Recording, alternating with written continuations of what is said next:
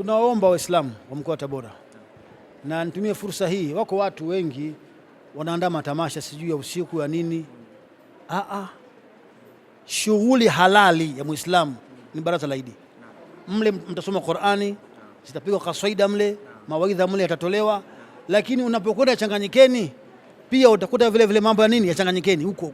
Sasa ni bora Waislamu tusiharibu saumu zetu na ibada zetu, tukimbilie kwenye mabaraza ya Idi ambayo yanaandaliwa na viongozi wetu wa Kiislamu. Muislamu, dua ndio ubonko wa ibada. Yaani ibada zote za Mwenyezi Mungu Subhanahu wa Ta'ala zimebebwa ndani ya dua.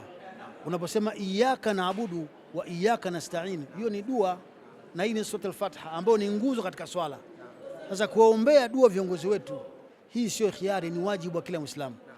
Kwa nini tunaombea dua? Kutokana na majukumu makubwa ambayo Mwenyezi Mungu amewapa ya kutuongoza Tanzania, na wao viongozi wetu wana vyombo vya usalama vinawalinda kadhalika, lakini dua ni jambo kubwa kuliko usalama ambao wao wanaotegemea. Mtume anasema man sana alaikum maarufa fakafiuhu, mwenye kuwafanyia wema mumshukuru, mwambie asante. Ukikosa neno la asante, fad'u lahu, muombe dua. Watu tuna husuda sana katika mioyo yetu, wengine mambo yote ambayo Mheshimiwa Rais anayafanya hawaoni. Roho mbaya, husuda, uadui, chuki bila sababu. Kama mtaingia katika maasi baada ya kuwa mliingia katika ibada kwa dhati kabisa ya Mwenyezi Mungu Subhanahu wa Ta'ala, basi fahamuni kwamba Mwenyezi Mungu huwa hawaongozi watu madhalimu. Maana yake nini? Kama ulifunga mwezi mtukufu wa Ramadhani kwa imani na yaqini, ukafanya ibada zako na ukawa mcha Mungu ndani ya mwezi wa Ramadhani, leo baada ya Ramadhani ukarejea katika maasi, basi fahamu kwamba wewe hauna muongozo wa Mwenyezi Mungu Subhanahu wa Ta'ala. Wewe ni miongoni mwa watu madhalimu ambao hawana malipo wala hawataongozwa na Mwenyezi Mungu Subhanahu wa Ta'ala.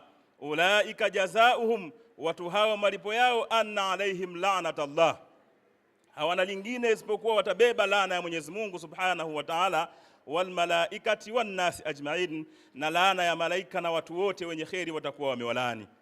Kwa maendeleo ya sekta ya utalii na huduma za hoteli nchini, Parrot Hotel iliyopo Kaloleni katikati ya jiji la Arusha ni fahari ya Tanzania. Ina bwawa la kisasa la kuogelea na kupumzika kwa watu wa rika zote, mapokezi yenye ubora. Hapa utapata kahawa safi na vinywaji baridi vya kila aina, lifti za kisasa za kupeleka kwenye floor 13 zenye vyumba zaidi ya 100, vyumba vya kulala vyenye mazingira salama na tulivu, vyenye joto la upendo na baridi ya starehe, kumbi za mikutano zenye vifaa vya kisasa, mazungumzo ya kitaifa na kimataifa, sehemu nadhifu ya chakula yenye kuleta hamu, vyakula vyenye viwango vya ubora wa afya. Baada ya uchovu wa kutwa nzima, kuna baa ya kipekee kwa jioni yako ya kukumbukwa. Karibu Parrot Hotel kuonja ladha mpya ya maisha.